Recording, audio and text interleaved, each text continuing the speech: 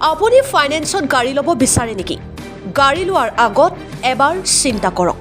এইবাৰ গৌৰীপুৰ আৰক্ষীৰ জালত এগৰাকী প্ৰবঞ্চক।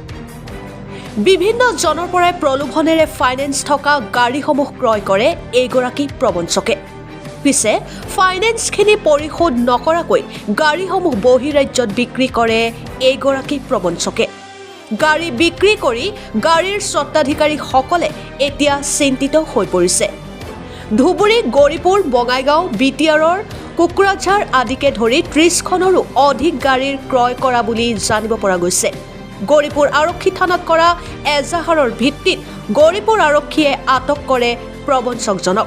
গৌৰীপুৰ আৰক্ষী থানাৰ আৰক্ষী বিষয়াজনৰ পৰা সাৰি যাব নোৱাৰিব কোনো অপৰাধী। অপৰাধী আগে আগে পিছে পিছে গৌৰীপুৰ আৰক্ষী থানাৰ আৰক্ষী।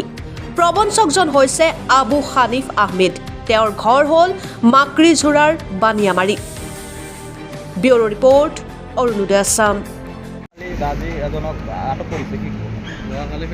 চবে আপোনালোকে জানে যে চবে আমি দুখীয়া মানুহ হিচাপে ফায়দা তুলিছে।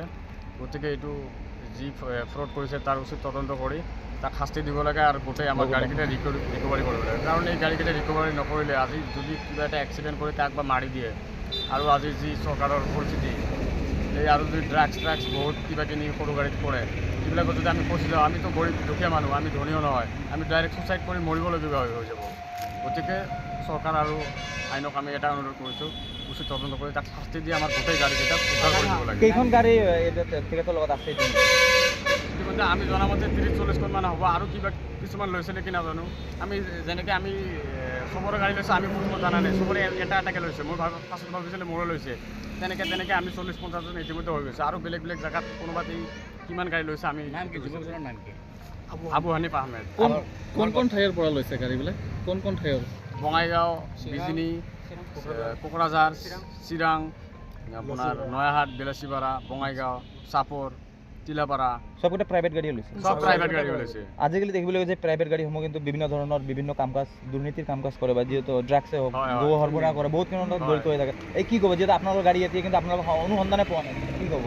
সেইকাৰণে আমি এটা অনুৰোধ কৰিছোঁ যে আমাৰ এতিয়া যদি আমাৰ পইচা থাকিলে হয়, EMI যদি দিব পাৰিলোঁ হয়, এইটোতো বেলেগ কেছত গ'ল। এতিয়া যদি কিবা এটা এক্সিডেণ্টলি কিবা এটা ড্ৰাগছ ফাঁচি যাওঁ, আমি চবেতো দুখীয়া মানুহ, আমি চব মৰি যাব লাগিব। আচ্ছা, এই গাড়ীবিলাকৰ বাংলাদেশ বা বিভিন্ন বহিৰাজ্যত বিক্ৰী কৰা সন্দেহ হয় নেকি? হয়, সন্দেহ হয়। এতিয়া আৰক্ষীলৈ কি অনুৰোধ কৰিব? অনুৰোধ কৰিছোঁ যে অতি সোনকালে আমাৰ গাড়ী ঘূৰাই দিয়ক। তাক কি কৰে নকৰে, আৰক্ষী উচিত তদন্ত কৰে নকৰে, আমাৰ এইটো ক'ব লগা নাই। আমাক অতি সোনকালে আমাৰ গাড়ীকেইটা ৰিকভাৰী কৰিব দিব লাগে মেইন। ঠিক আছে।